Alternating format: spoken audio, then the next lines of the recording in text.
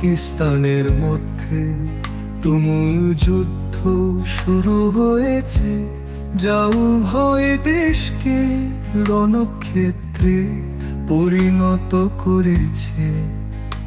এই পরিস্থিতিতে ভারতের সেনা প্রধান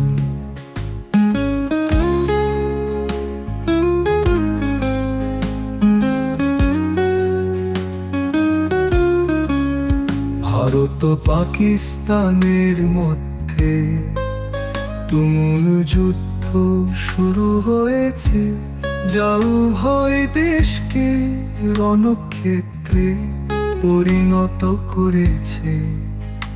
এই পরিস্থিতিতে ভারতের সেনা প্রধান হাসুদিদির বিষয়ে একটি চাঞ্চল্যকর খবর পাওয়া গেছে।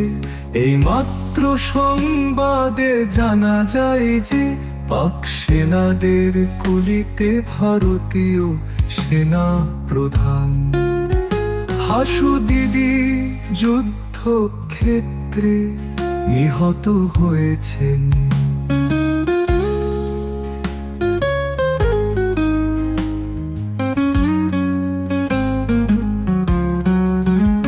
তবে এই সংবাদের সত্যতা এখনো নিশ্চিত করা যায়নি।